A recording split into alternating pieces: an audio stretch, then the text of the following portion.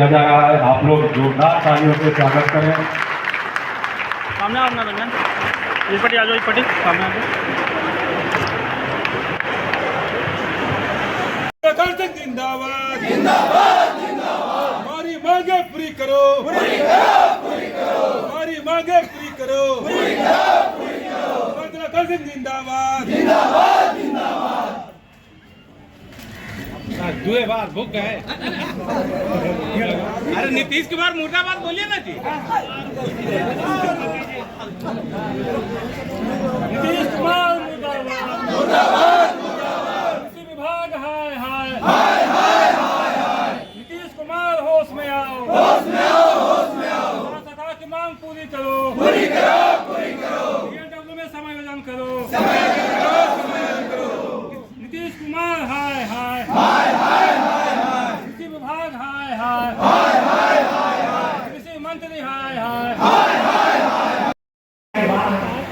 क्योंकि आपकी जो ऊपर का लेयर है मिट्टी का, वो हाथ पैर बन के में रखे DSR लाया गया, धान की सीधी बिजाई, इसका सीधी बुआई में कोई समस्या है नहीं। समस्या क्या है उसमें? खरपतवार नियंत्रण।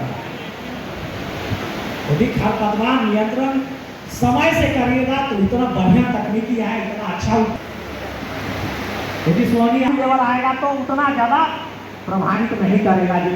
लेकिन DSR में यदि आप DSR की खेती करने जा रहे हैं, DSR से धान लगाने जा रहे हैं, धान की सीधी बुआई करने जा रहे हैं, तो आपको क्या सीधी पहले खेती करने की तैयारी कर लीजिए। 8 से 10 किलो एकड़ में बीज लगता है। यदि सीधी बुआई DSR के लिए आप जाएंगे तो 8 से 10 kg प्रति एकड़ जो प्री इमरजेंसी हर्बिसाइड है वो डाल देगा। क्योंकि देखिए जून में आप अभी जो बारिश हुआ है, इस समय हम धान की सीधी बुआई की बारिश 2010 में हुई थी जनसेवक के रिक्त पदों के लिए, जो कि जनसेवक के भारी कमी के कारण किसान सलाहकार की वैकेंसी हुई थी। उस समय पेपर में लिखा भी गया था कि जनसेवक की कमी है, इसलिए किसान सलाहकार की वैकेंसी हो रही है। लेकिन सरकार हम लोग के साथ दोगलापन दिखा रही है। किसान सलाहकार को एक प्रशिक्षित किसान के रूप में केवल दर्जा दिया गया है, जो कि वास्तविक में कहीं से सही नहीं है। हम मजिस्ट्रेट का काम करते हैं, हम परीक्षा ड्यूटी करवाते हैं, हम चुनाव ड्यूटी करवाते हैं। कौन सा किसान है जो कि परीक्षा ड्यूटी करवाता है? कोई बता सकता है? जब सब काम किसान सलाहकार करे तो प्रशिक्षित किसान कैसे हुआ? हमारा इतना कम मानदेय में हम लोग काम कर रहे हैं, इसके बाद भी हम लोग को बार बार प्रताड़ित किया जाता है। 13,000 वेतन पे कौन सा ऐसा कर्मी है जो कि आज के डेट में काम करेगा? मजिस्ट्रेट ड्यूटी करेगा, परीक्षा में ड्यूटी करवाएगा, छठ पूजा में ड्यूटी लगता है। हम लोग घर घर जाके किसान के KYC करवा रहे हैं, PM किसान योजना का लाभ किसान को पहुंचा रहे हैं।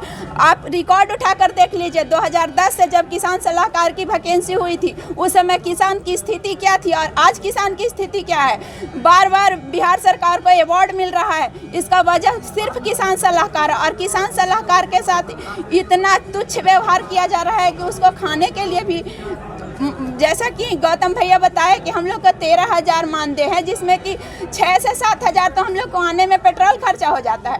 आप बताइए कि हम लोग का बाल बच्चा क्या खाएगा और क्या हम खाएंगे? अगर सरकार आपकी मांग नहीं मानती है, नहीं सुनती है, तब क्या करेंगे? अगर सरकार हमारी मांग नहीं सुनती है तो हम लोग आत्मदाह करेंगे।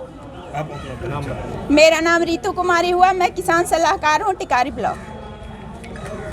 कि आप एक प्रगतिशील किसान हैं। अगर हम प्रगतिशील किसान हैं तो किसी भी चुनाव में हमें सेक्टर मजिस्ट्रेट, दंडाधिकारी, छठ पूजा में दंडाधिकारी, बौद्ध महोत्सव में दंडाधिकारी, आपका कोई भी अभी वर्तमान में जो पार्ट 1, पार्ट 2, पार्ट 3 का जो परीक्षा चल रहा है, इसमें भी हमारे बहुत से किसान सलाहकार को स्टैटिक मजिस्ट्रेट के रूप में ड्यूटी लगा हुआ है। तो हम आपके माध्यम से सरकार से कहना चाहते हैं कि आप तो ना हमें एक प्रगतिशील किसान के रूप में रहने दिए, हम प्रगतिशील किसान के रूप में बहाल हुए थे। आपने हमसे विभागीय और गैर विभागीय इतना काम लिए कि हमारी अपनी तो खेती चौपट हो ही गई, और साथ साथ हम लोग विभाग में भी अभी तक अपने आप को वंचित समझ रहे हैं। हम लोग को मात्र 13,000 मानदेय मिलता है। इस महंगाई में 13,000 मानदेय में उसमें 5-6 हज़ार जो एक महीना जो ब्लॉक आने जाने में, पंचायत आने जाने में खर्च हो जाता है।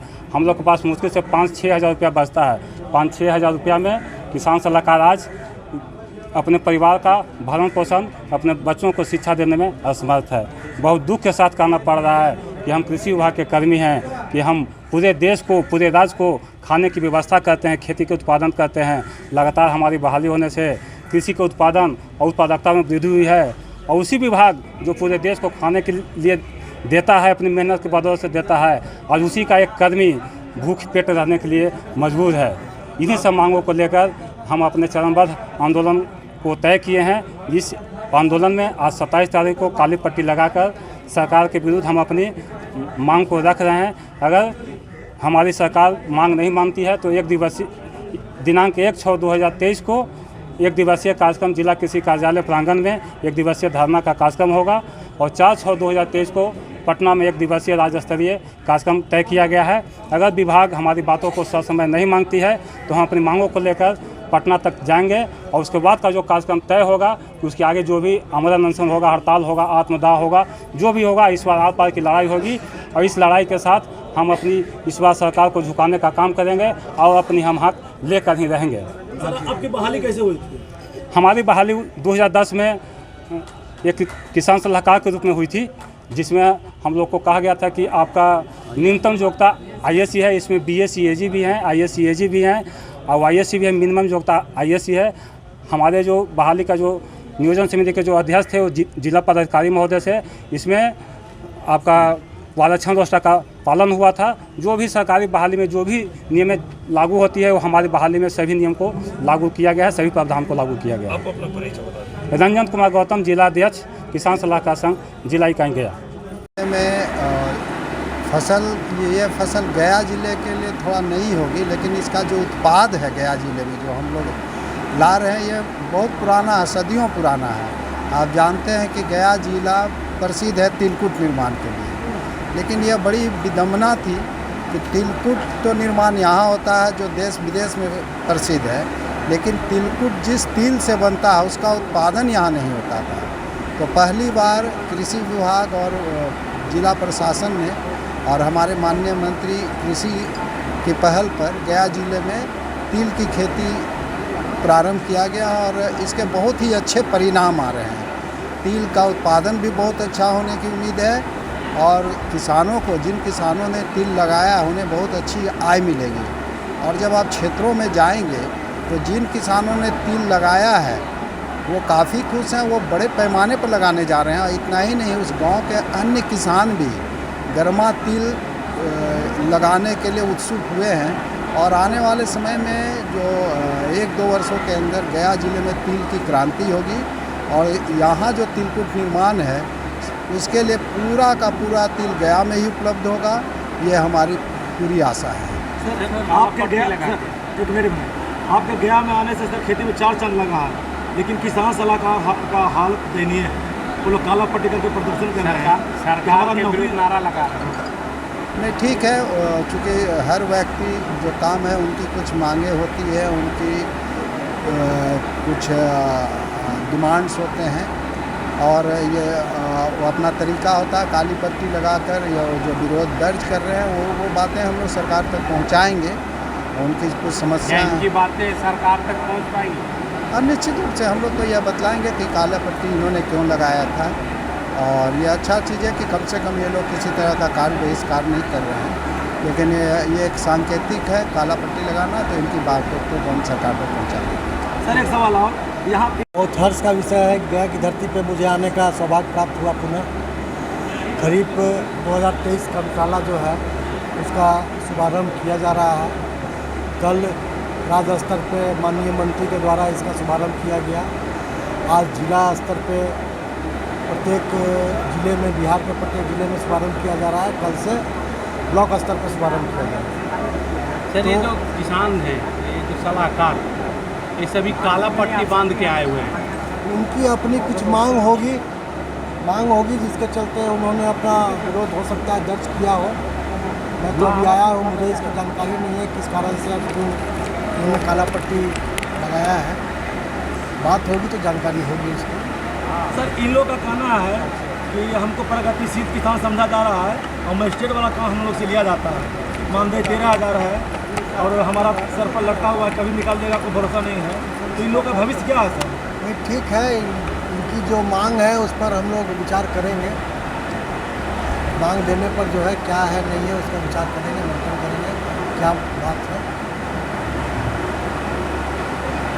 खरीफ कार्यशाला में जो है मेरी तो यही अपेक्षा रहेगी कि गया जिला जो है एक बहुत ही उपजाऊ क्षेत्र है, यहाँ के किसान बहुत मेहनती हैं। तो हमारी अपेक्षा रहेगी हमारे कर्मियों से, हमारे सलाहकारों से, हमारे कोऑर्डिनेटर भाइयों से, हमारे पदाधिकारियों से कि उत्साह बनाए रखें और किसानों के लिए आगे बढ़कर काम करें, समय पे उनको बीज मुहैया कराएं और पराली न जले इसके लिए चिंतन करने की आवश्यकता है। किसानों को समझाने की आवश्यकता है, उनको जागरूक करने की आवश्यकता है कि कितना बड़ा लॉस मिट्टी को हो रही है, कितना बड़ा लॉस हमारे वायुमंडल को हो रहा है उसके चलते। तो अवेयर करने की ज़रूरत है पदाधिकारियों को। खेती के लिए आधुनिक तकनीकों का उपयोग कितना करते हैं गया जिला में, चूँकि उपजाऊ ज़मीन है, यहाँ पे हर तरह की खेती हो रही है? नहीं, खेती की नई तकनीक के लिए देखिए हमारे विभाग के द्वारा जो है राज्य स्तर पे काफ़ी प्रयास किया जा रहा है।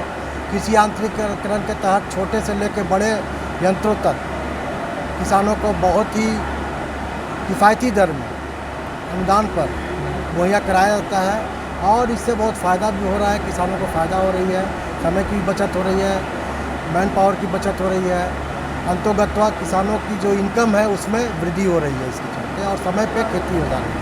परिचय सर? मैं उप निदेशक बीज पटना मुख्यालय।